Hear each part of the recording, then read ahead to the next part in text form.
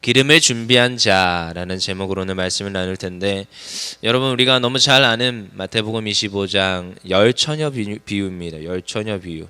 이 지금 열처녀 비유라고 할 때 여러분 사실 이런 이제 비유들이 나올 때 저희가 이 결혼 문화를 알아야 돼요. 성경에 종종 등장하는 이 결혼 비유들이 있잖아요. 그러면은 이제 결혼에 대해서 알아야죠. 근데 우리나라 결혼도 조금 풍습들이 지역마다 다른 거 아십니까? 제가 이 뭐 요즘도 교회에서 결혼하는 친구들 보면 이렇게 얘기를 해줍니다. 어떻게 해라. 그게 바른 거다. 그러면 이제 청첩장을 돌릴 때도 꼭 청첩장에 이름을 써라. 이름을 안 쓰면 난 안 받아준다. 이제 엄포를 놓지요. 이름을 꼭 써라. 근데 그렇게 지도를 해줘도 이름을 안 써서 줘요. 기본인데, 가장 기본인데. 그리고 띡 이렇게만 주지 말고 이제 너가 소중히 여기고 귀중히 여기시는 분들은 식사도 사드리고 잘 준비를 해봐라. 그게 이제 FM이거든요.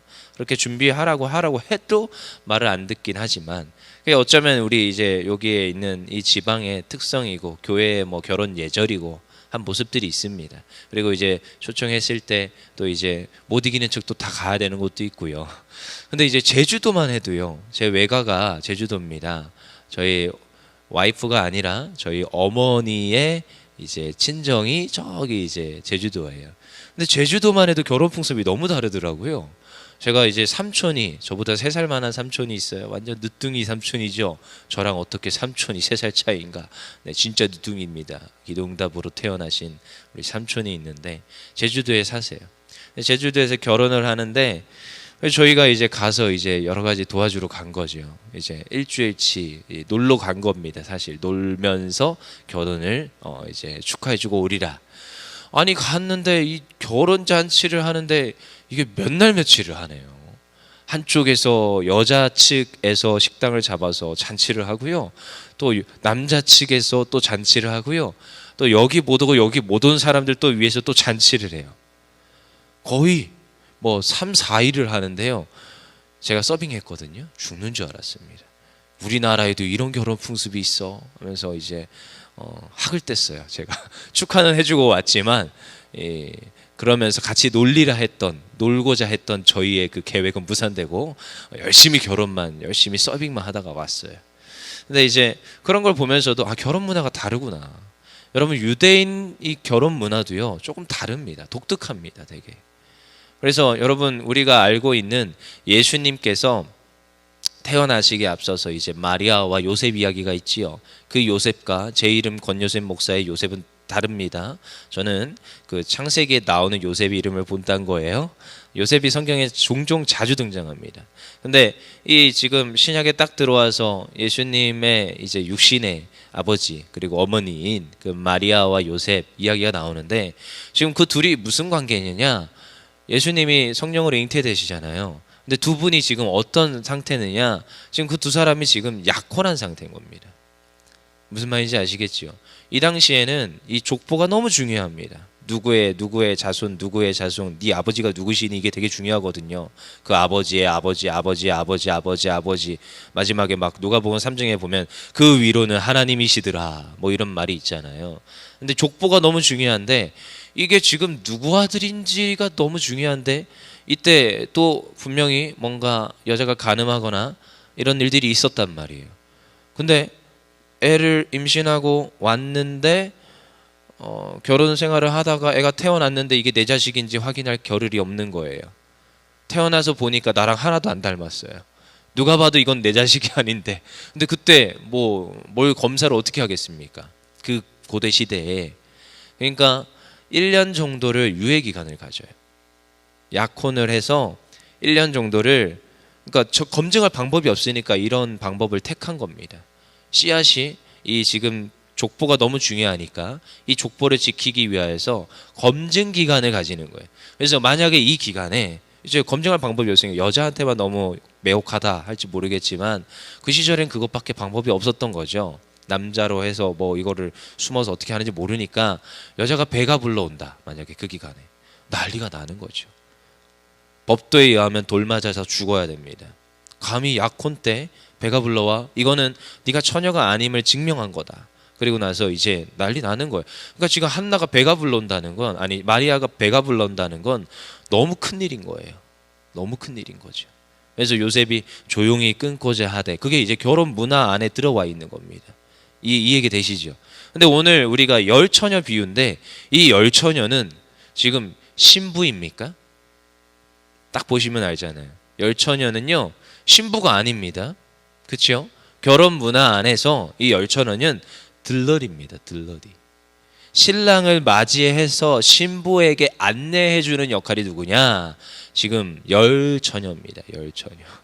그래서 여기서 신부라고 기록하는 게 아니라 열처녀라고 기록하는 거예요. 이거 이해되시죠? 결혼 안에 또 들러리도 있습니다. 옛날에도 이런 결혼 문화 속에 이런 이야기들이 있다라는 게 너무 재미있지 않습니까?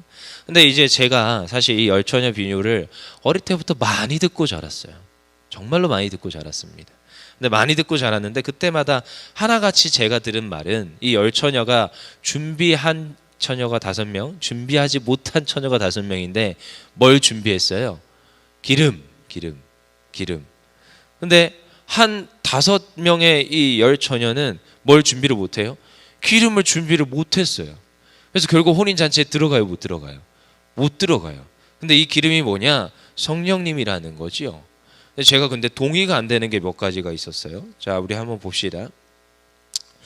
여기에 보니까 2절 읽어볼게요. 그 중에 5은 시작. 그 중에 5은 미련하고 5은 슬기 있는 자라. 야, 이제 딱 비유를 하지요.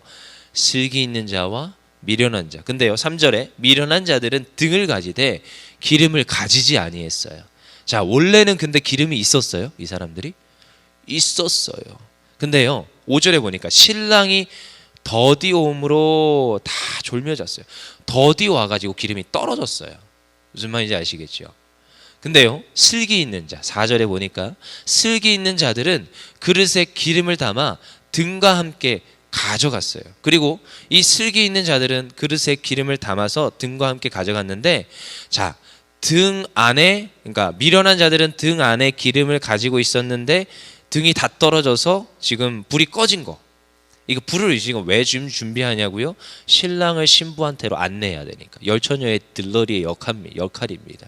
근데 5명은 등에는 기름이 있었는데 등에 기름이 똑 떨어져서, 기름이 떨어지니까 불이 꺼져버린 거예요. 5명은. 이게 미련한 자들입니다. 그리고 4절에 보니까 슬기 있는 자들은 등에 기름이 있었어요. 근데요 또 다른 뭘 준비해요? 그릇의 기름을 또 따로 준비한 거예요. 자, 이 기름을 성령님이다라고만 해석하면 조금 문제가 되는 소지가 있습니다. 그렇죠? 따로 담을 수 있는 존재인 거지요. 그러면 그릇에. 그러니까 제가 여기 이해가 잘 안 되더라고요. 이게 성령님인가? 그러니까 우리가 잘 생각해 봐야 됩니다. 신랑이 더디옴으로 이게 똑 떨어진 건데, 한 5명의 슬기 있는 자들은 그릇에 따로 담아왔대요. 따로 담아왔대요. 자, 그럼 이 기름이 뭐냐? 이 기름이 해석이 돼야 지금 이게 말이, 이게 이 비유가 이해가 되고, 그 다음에 우리가 뭔가 적용을 할 텐데, 여러분 이 기름은요 참 고민이 많이 됩니다. 이게 성령님이다 라고 해석하기에는 조금 억지스러움이 있는 것 같기도 하고 조심스러운 것 같아요. 그래서 많은 사람들이, 또 어떤 신학자들이 이렇게 해석을 하느냐, 우리 성도들의 열심이다, 뭐 이렇게도 얘기를 합니다. 또 열심이다. 그럼 이러면은 뭐 행위에 따른 뭔가 문제가 될 것 같잖아요. 근데 여러분 성령님이 하시는 일 중에 하나가, 여러분 우리가 성령님이 내 안에 거하시면 반드시 무엇이 나타나느냐? 하나님 앞에서의 믿음의 삶이 나타나게 되어 있습니다. 여러분 믿음의 삶이 나오게 되어 있어요. 그러니까 이 지금 기름을 뭐라고 지금 말하는 게 좋으느냐? 깨어서 행하는 그 믿음이라고 해석하는 게 가장 좋습니다. 제가 봤을 때는요. 그리고 우리 앞선 선진 중에 종교개혁자인 루터가 이렇게 얘기를 했어요. 이건 믿음이다. 저는 한편으로 그 말에 굉장히 공감을 하고 동의를 합니다. 왜냐하면 성령님이라고 하면은 이 그릇에 따로 담아야 되거든요. 근데 사실 믿음은요, 믿음의 속성 중에 하나가 사실 주고 받을 수는 없어요. 그러니까 뒤에 나오면 이제 얘기가 나오죠. 미련한 자들이, 8절 볼게요. 시작. 미련한 자들이 슬기 있는 자들에게 이르되 우리 등불이 꺼져가니 너희 기름을 좀 나눠달라고 하는데 나눠줄 수가 없는 거예요. 이제 핑계를 대는 거죠. 우리 쓸 것도 모자라. 너희를 어떻게 줘? 이러지만 사실 이 성령님이 주시는 이 믿음은요. 그러니까 믿음도요. 제가 가지고 싶다고 가질 수 있는 게 아니에요. 깨어서 기도하며 깨어서 하나님을 바라보며 그 삶 가운데 살아내야 그 믿음을 지켜낼 수 있습니다. 여러분 우리가 믿음의 생활을 하는 사람들의 여러분 특징을 잘 보십시오. 그 믿음 지켜내려고 얼마나 몸부림칩니까? 여러분 새벽에 나와서 지난주까지는 우리 물바다 축제다 해가지고 이렇게 그득그득 찼었는데 또 오늘 딱 되니까 사라졌네. 다 없어. 근데 이 믿음 지키기가 얼마나 어렵습니까? 애써서 기도하고 교회에 나와야 되고 헌신해야 되고 근데 그렇게 해도 넘어져요. 애써서 붙어 있다고 붙어 있는데도 때로는 시험 들어서 넘어지기 일쑤입니다. 그 믿음 지켜내기가 호락호락하지가 않습니다. 그래서 예수님께서 당부하는 게 뭐예요? 이 열처녀들에게 당부하는 게 뭐예요? 결국 너희들에게 13절 그런즉 깨어 있으라 너희는 그날과 그때를 알지 못하느니라. 그날과 그때는 언제예요? 예수님이 오실 때 그때까지 우리가 뭐 해야 돼요? 깨어 있어야 되는 거예요. 깨어 있어야 돼요. 근데 깨어서 뭘 준비해야 돼요? 이 지금 기름, 믿음을 준비해야 되는 거예요. 성령에 충만하여서 그러니까 믿음도요 성령님의 은사인데 성령에 충만하여서 우리가 믿음을 준비해야 되는 거예요. 준비해야 되는 거예요. 믿음을 지켜나가는 게 그렇게 쉽지 않습니다. 그래서 오늘도요 저희가 무엇을 해야 되느냐 애써서 기도해야 되는 것이고요 애써서 하나님의 말씀을 봐야 돼요. 어제도 우리 청년들이랑 나누면서 이제 얘기를 하는 거죠. 하나님의 말씀을 읽어라. 하나님 앞에 예배 빠지지 말고 하나님 앞에 예배로 결단해봐라. 요즘 청년들이 얼마나 이 질풍노도의 시기입니까? 청소년 지나면 다 될 줄 알았는데 청년 시기가 오히려 더 힘듭니다. 뭔가 안정되는 직장도 없고요. 조금만 이제 좀 직장에서 생활했다 싶으면 또 이직해야 될 것 같은 생각이 들고 이 회사는 날 책임지지 않아. 여러분 회사가 인생을 책임지지 않습니다. 하나님이 우리의 인생을 책임지지 회사가 우리 인생을 책임지지 않아요. 그래서 너 하나님 앞에 기도하고 하나님 앞에 말씀 읽고 하나님께 예배하며 하나님께 도전해봐라. 하나님을 의지하오니 하나님 내 삶을 책임져 주세요. 그렇게 기도해봐라. 그래서 우리 교회 안에도요 여러분 수많은 청년들의 그러한 응답의 역사가 있습니다. 제가 잘 얘기를 안 해드려서 그렇죠. 한 3개월 동안 울며 불며 막 저기 아래로 동굴 파고 들어가는 친구가 있었어요. 요즘은 결혼해서 잘 살고 있어요. 가장 최근에 결혼한 친구.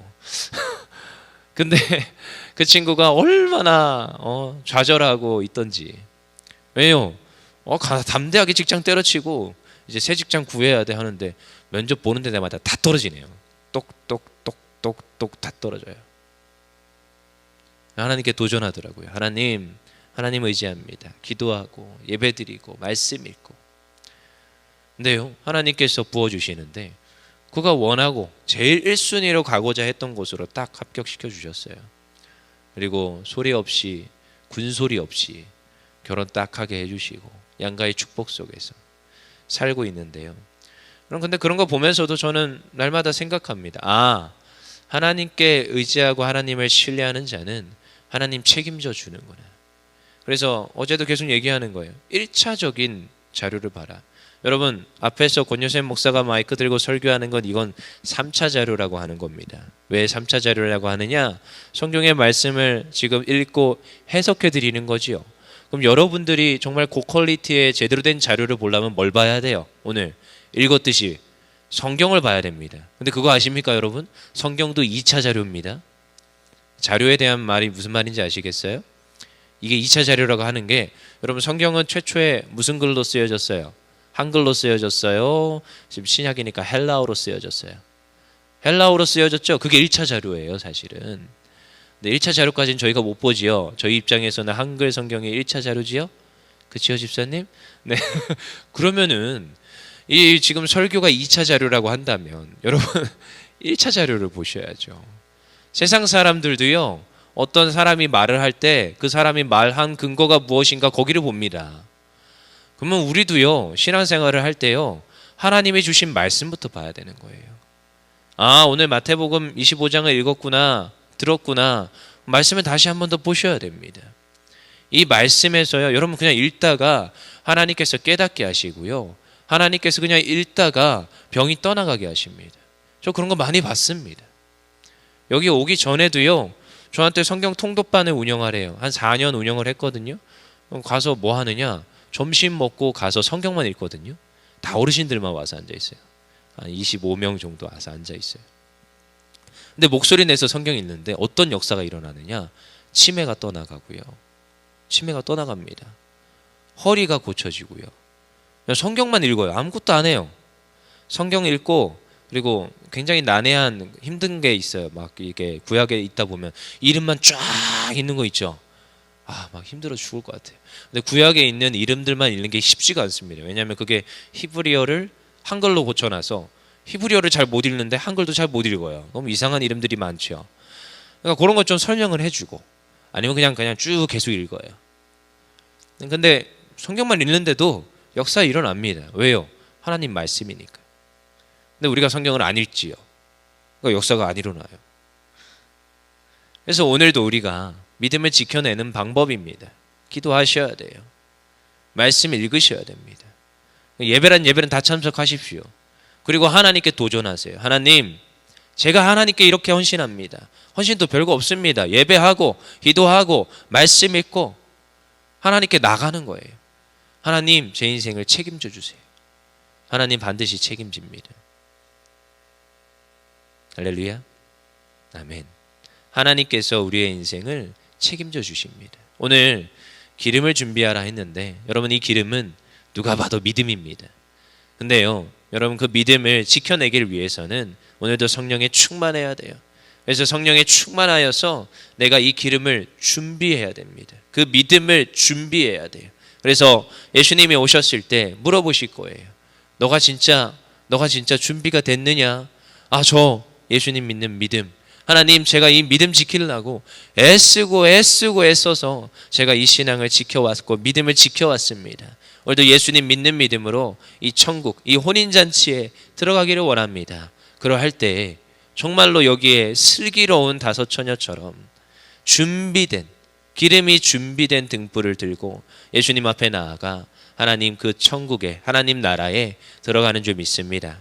우리 시간 다 같이 기도할 텐데, 오늘은 뭐 다 자나 봐요. 방송실도 안 왔는데.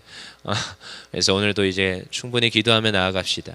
그래서 하나님, 오늘도 우리의 삶 가운데 살아 일하여 주시옵소서.